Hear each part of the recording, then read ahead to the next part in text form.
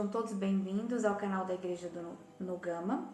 Meu nome é Ludmila e hoje eu vou compartilhar com você um pedacinho do capítulo 8 do livro O Homem Segundo o Coração de Deus. Esse livro, ele vem falar sobre, a gente tem falado o Homem Segundo o Coração de Deus, que é Davi, e ele vem mostrando o caminho até que nós cheguemos nesse Homem Segundo o Coração de Deus. Esse capítulo 8, ele vem falar sobre 1 Samuel 10, 1 Samuel 13, alguns itens ali. E é interessantíssimo porque ele traz Samuel se colocando numa posição de intercessor, de boca de Deus para Saul, para que Saul pudesse saber o que fazer e como direcionar o povo, porque Deus estava levantando ali Saul como aquele que daria a direção ao povo de Israel, né? O 1 Samuel 13 começa com uma guerra entre os israelitas e filisteus instigada por Jonatas.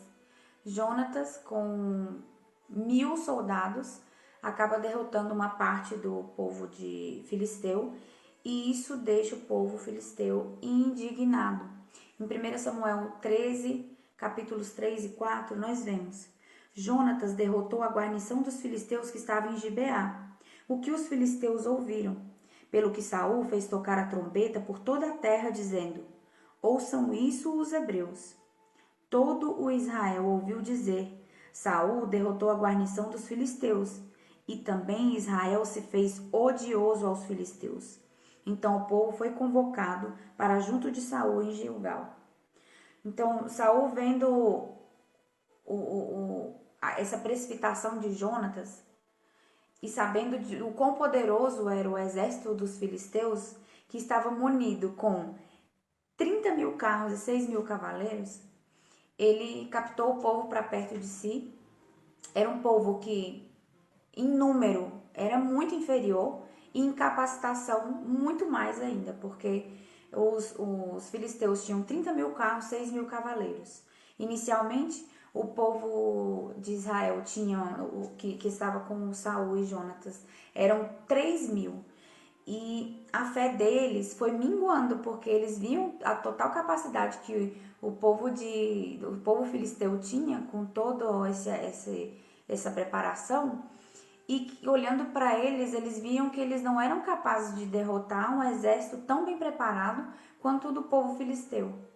E aí, na palavra fala que, olha só, que interessante, ele fala no versículo 6, em 1 Samuel 13. Vendo, pois, os homens de Israel que estavam em apuros, porque o povo estava apertado, esconderam-se pelas cavernas, pelos buracos, pelos penhascos, pelos túmulos e pelas cisternas. Então, isso mostra que eles foram tomados por um medo tão grande que eles saíram se tocando em tudo que era buraco. Em lugar que você não pensa que realmente é subhumano, de condições subhumanas. Você não vai se esconder num túmulo, numa fenda, numa cisterna, só em lugares assim realmente muito ruins, né, de se ficar. Então, eles se esconderam ali, mostrando que realmente estavam com muito medo. Isso trouxe um medo muito grande para Saul, porque ele estava sem Samuel na sua presença. Ele não sabia o que fazer, ele estava entrando em desespero. E Samuel disse que era para ele aguardar para saber como ele iria proceder. E ele creu no que Samuel falou, mas ele via que o povo filisteu estava se achegando, estava apertando, estava chegando mais próximo ao povo de Israel. E isso foi gerando uma aflição no interior de Saul. Então Saul, ele mesmo quis realmente, com as próprias mãos, oferecer algo para o Senhor em troca da benevolência de Deus para com o povo de Israel em relação ao exército filisteu. E eu ganhei demais nessa parte, porque se trazer para a nossa vida, quantos de nós, muitas vezes, a gente tem aquele sentimento, aquela intuição que há no espírito, de que a gente tem que aguardar e perseverar mais em oração, e a gente não aguenta esperar e toma uma decisão por nós mesmos e imediatamente a gente vê que aquilo que a gente estava esperando acontece ou chega. E aí a gente sente, cara, eu só precisava ter esperado mais um pouco. E me colocando no lugar de Saul, ele sentiu da mesma forma. Imediatamente quando ele ofereceu o sacrifício, se colocando como sacerdote, que não era para ser feito, porque a administração de Deus tinha que ser seguida de uma forma, e ele meio que burlou isso daí, ele acabou atraindo para o juízo para si. E ele se arrependeu na hora. Ele viu que realmente, se ele tivesse aguardado mais um pouco, Samuel teria chegado e eles teriam juntos consultado ao Senhor e sabido qual que era a resposta para aquilo que eles precisavam. Eu ganhei com um trecho que fala assim: que fazer então? A única resposta seria consultar ao Senhor e pedir sua orientação. A lição que podemos extrair disso é que, embora a situação à nossa volta seja desesperadora, ainda devemos voltar ao Senhor e nele esperar a saída, a salvação. Nunca devemos usar as nossas habilidades naturais para solucionar qualquer emergência. E isso, olhando para mim, é o que eu faço o tempo inteiro. Por mais que a gente seja cristão, a gente depende de estar se alimentando de Cristo o tempo inteiro, de estar dependendo de ter comunhão com Ele, de ter comunhão com o corpo. Isso é um guardar de Deus para nós, né? E Saul quebrou a unidade ali com Samuel. Samuel, o Senhor fala, né, na palavra lá em Mateus, que onde houverem 2 ou mais reunidos em meu nome, ali estarei no meio deles. Então, Saul e Samuel quebraram, na verdade, Saul quebrou essa unidade com Samuel. E, né, onde há quebra de unidade, realmente o Senhor não pode estar ali. E ele se desesperou, ofereceu holocaustos, e olhando para isso, quantos de nós não somos assim apressados, né? Queremos a resposta de Deus na nossa hora e muitas das vezes metemos os pés pelas mãos. Daí o milagre acontece e pensamos: era só a gente ter esperado mais um pouco. A nossa fé é testada o tempo inteiro com isso, e por diversas vezes nós falhamos como Saul, como Arão também, que não esperou Moisés descer da comunhão que ele estava tendo com Deus para poder dar direção ao povo, e acabou também fazendo um bezerro de ouro para que o povo adorasse.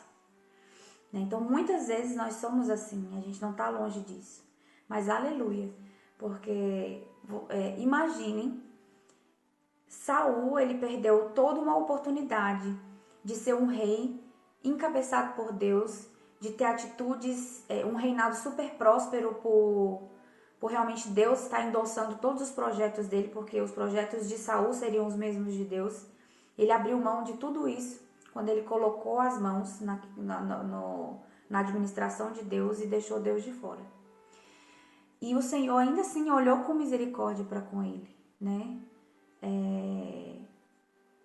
O Senhor olha com misericórdia para conosco, muito mais agora que nós vivemos na era da graça, né? O Senhor, ele realmente olha para nós com um olhar de misericórdia, e ele poderia realmente olhar para nós quando a gente toma uma atitude dessa, deixando o Senhor de lado e falar: não, Ludmila não tem mais jeito, fulano não tem mais jeito, agora ela vai andar por si mesma e vai quebrar a cara e eu não vou estar mais com ela. Mas o Senhor é muito misericordioso. E Isaías fala que Isaías 54, eu acho que é 54, deixa eu ver aqui, Senhor Jesus. Em 54, capítulo 7. Por breve momento te deixei. Não, a partir do 5. Porque o teu Criador é o teu marido, o Senhor dos exércitos é o seu nome, e o Santo de Israel é o teu Redentor. Ele é chamado Deus de toda a terra. Porque o Senhor te chamou como a mulher desamparada e de espírito abatido, como a mulher da mocidade que for repudiada, diz o teu Deus. Por breve momento te deixei, mas com grandes misericórdias torno a acolher-te. No ímpeto de indignação, escondi de ti a minha face por um momento, mas com misericórdia eterna me compadeço de ti, diz o Senhor teu Redentor. Porque isto é para mim como as águas de Noé, pois jurei que as águas de Noé não mais inundariam a terra, e assim jurei que não mais me iraria contra ti, nem te repreenderia. porque os montes se retirarão e os outeiros serão removidos, mas a minha misericórdia não se apartará de ti, e a aliança da minha paz não será removida, diz o Senhor, que se compadece de ti. Então, em Cristo, a gente tem essa misericórdia que é eterna, independentemente do meu fazer ou do meu não fazer, do meu tirar o Senhor de cena ou não. Né? A obra que o Senhor começou em mim, em você, Ele vai completar. A gente só tem que perseverar. Às vezes a gente está como essa mulher abatida, né? Como fala em Isaías 54, sem ânimo para nada, sem ânimo para desfrutar, errando demais o caminho e colocando outras coisas no lugar de Deus. Mas a gente sempre tem no nosso interior aquela vontade de se voltar para Deus. E o Senhor, Ele considera isso. Ele considera essa vontade no seu interior, ainda que seja uma fagulha pequena. Ele considera. Então a gente tem que invocar o nome do Senhor. Senhor Jesus, me ajuda a me arrepender. Se a gente não tem esse coração de arrependimento, a gente tem que pedir esse coração de arrependimento. Né? Para que a gente possa querer seguir como um homem segundo o coração de Deus, que erra, que às vezes exclui o Senhor, mas que jamais desiste de caminhar a caminhada com Deus, de que percebe os seus erros e vê que realmente o caminho está se desviando demais, e a gente olha para nós mesmos com humildade e fala: Senhor, tenha misericórdia de mim, porque a tua misericórdia ela é eterna e ela se renova toda manhã para comigo. Então, Senhor Jesus, que realmente a gente não inicie nada sem Deus ter iniciado. É um outro ponto forte que eu ganho nesse capítulo. Né? Muitas vezes a maioria das vezes a gente quer iniciar as coisas em nós mesmos por acharmos que a vontade de Deus não vai ser a nossa, porque, nossa, Deus é soberano demais, Ele tem muita coisa para pensar, vou pensar nas minhas coisas simples. Mas o Senhor, Ele quer se envolver com a minha vida, com a sua vida. É nas coisas simples que Ele precisa ganhar o nosso coração, que Ele precisa fazer parte. Diante dessa palavra, eu quero que o Senhor realmente me ajude a depender dEle mais nas coisas simples, a colocá-lo à frente das coisas simples, das decisões simples, que eu penso ser simples, mas que tem repercussões assim eternas para mim e para minha família. É isso. Convido vocês a deixarem o curtir, a compartilharem esse vídeo. E desfrutem também, além do livro, do link que vai estar aqui, desfrutem do capítulo de 1 Samuel para conhecerem mais a história dessa carreira que o Senhor propôs para Davi. E é isso daí. Muito obrigada. Jesus é nosso Senhor.